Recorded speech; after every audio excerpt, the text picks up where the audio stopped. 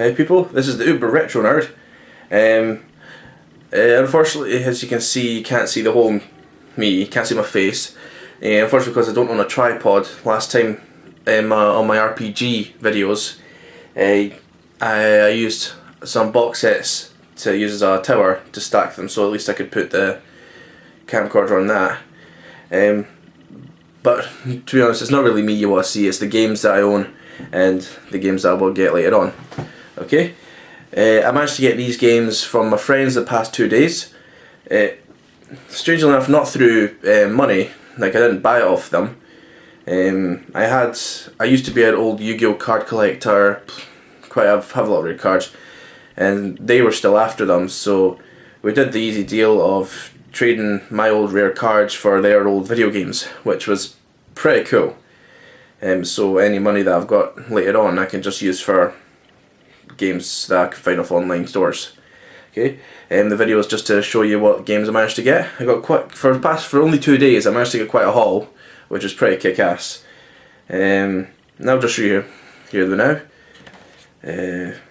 Got a couple of Super Nintendo games and PlayStation, but let's see what we've got here.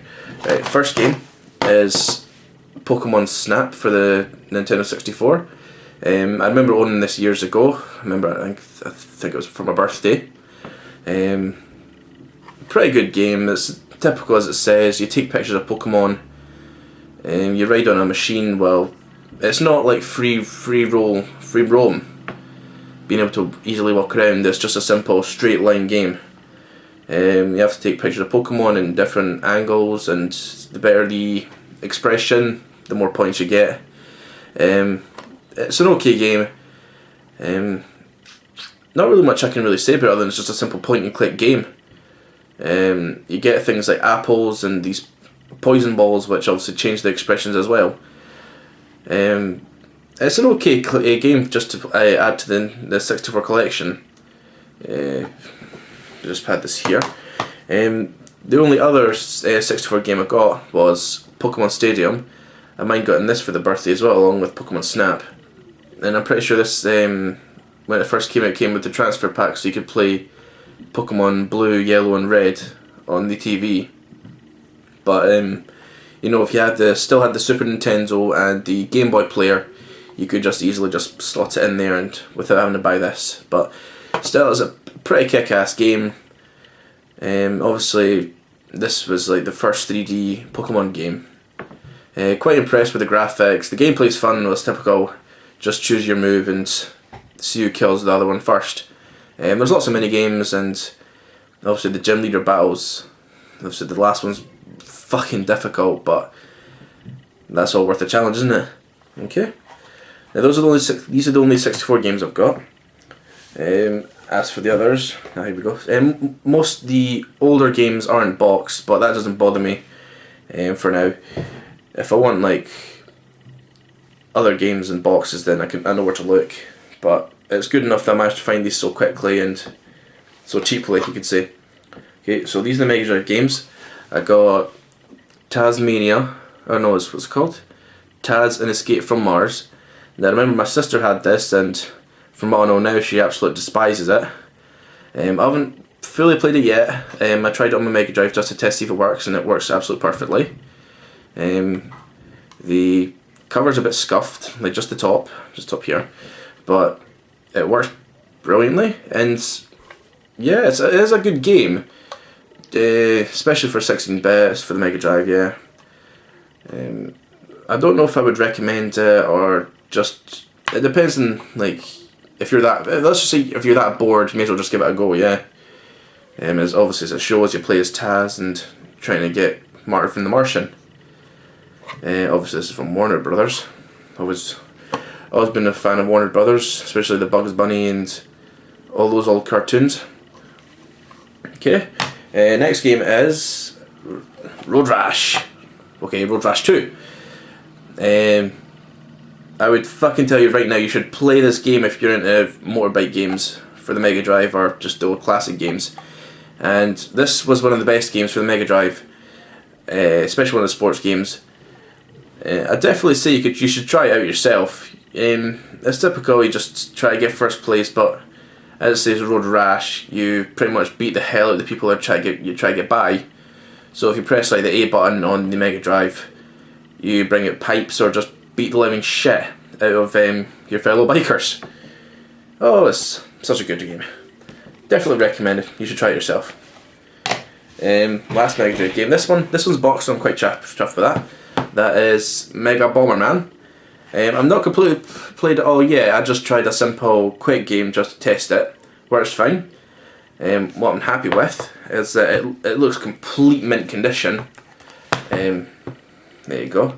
And a bit of the back.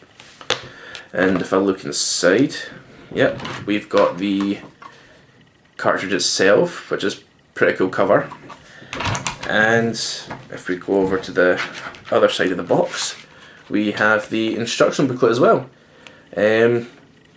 Not a single dent, still pretty, it looks brand new, you could say. No dents or doodles anywhere. So I'm really happy with that. I mean, this was just for Yu-Gi-Oh cards, and then just for a box Mega Bomberman, that's pretty kick-ass. You got to agree with that. I don't really understand it with the kangaroo. That's why I'm going to have to play the proper story mode, but it's still pretty cool. My mate Adam, this is who I got it from. He's pretty kick-ass. I mean, thanks Adam. I mean, the majority of these I got from Adam and other people. I mean, I got Road Rash and Tasmania from him, which are pretty cool. He just got rid of them because he doesn't play old games anymore. Oh, I also got these from him as well. Also from Adam, I got Final Fantasy VIII, which I'm more than happy with because obviously it's the non-platinum version.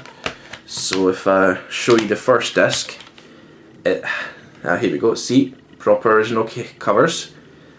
That's fucking wicked. Some of the discs, they're slightly scratched, but I can easily get that sorted. I've tried them. I've tried all the discs out. They work perfectly, which is excellent. There's not much I can really tell you about it. It's Final Fantasy. If you don't know Final Fantasy, then that's a bad you. You have to try these games. Yeah, it's pretty mint condition. I mean, obviously, the case looks a little scuffed, but it looks pretty cool. There's no damage to the case itself, so there's no like wobbly doors. And the other game I got from him was Final Fantasy IX. Now you can see there's some scratch or break marks, and of course there as well. But these will be stored safely, so there won't be any more damage to them. I might buy another version of this. I'm not sure yet, because I would like a proper full box, not a like half damaged one. As this is a platinum one, so obviously there you go. It's not got the original CD covers, but obviously it's still a good game. What I'm impressed with though, definitely, is the manual. Absolute mint condition.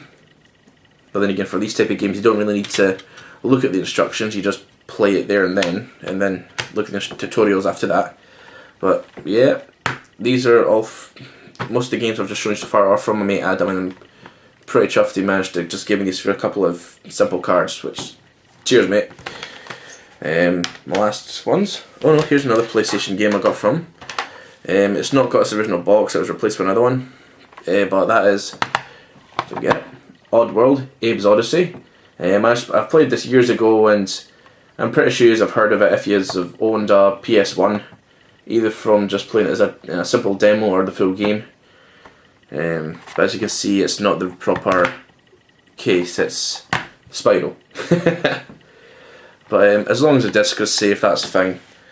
I'll need to try and find Abe's Exodus as well. Well, that's pretty cool. Now, these other games I got from my mate Kyle. So, yeah, cheers, mate. These are awesome fucking games.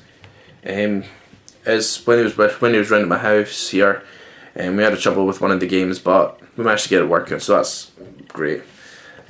First game is Battletoads. What's it called? Yeah, Battletoads and Battlemaniacs. Now, this is one of the best games you can get for the Super Nintendo. A simple side-scrolling beat 'em up, but it is really difficult for trying to cooperate because you can easily hit each other, and due to that you can lose a lot of lives pretty damn fast. Okay, but pretty cool game, definitely recommended. Okay. Next game we've got is Mystic Quest Legend. Obviously, if you don't know, if you're in the UK, this is also a spin-off of Final Fantasy. This is done by Squaresoft. Or is it just Square? I'm not sure. But either way, a fucking awesome game. I've always wanted to try and get the Final Fantasies for the Super Nintendo from America, but due to the high prices that they sell them for, so far it's still just a dream. But this one's still pretty cool. You should try it out. Also, there's a Super Nintendo emulator on the you can get for the computer if you're not able to get the cartridge version. The box version isn't that expensive. I'm sure it's seen on Amazon and all that as well. But yeah, I'm pretty chuffed to own this. But yeah, and my last one. This is my last game, and that is Super Metroid for the Super Nintendo as well. I've always been a fan of the Metroid games. First Metroid game I played was the original Metroid Metroid Zero Mission for the Game Boy Advance. And from there on I started playing the other games for the GameCube and NES, and my mate Kyle was willingly able to gave me this for Yu-Gi-Oh cards as well. But holy shit, I'm so chuffed I managed to own this game as well. I'm definitely going to put in lots of hours on this game. I know it's going to be hard to try to get all the energy tanks and such, but definitely a good game. I'll definitely be playing this game.